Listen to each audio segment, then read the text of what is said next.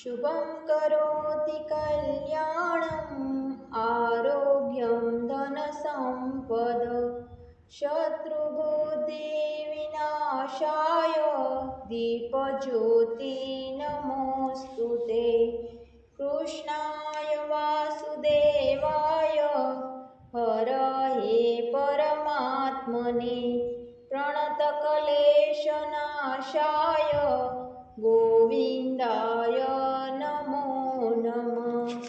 यज्ञशिष्टासिनासन्तो मुचन्ते सर्वकिल्बिषे पूजते ते त्वगं पापा ये पचन्त्यात्मकारणात् गुरुब्रह्मा गुरुविष्णु गुरुदेवो महेश्वर गुरुसाक्षात् परब्रह्म तस्मै श्री गुरुवे नमः।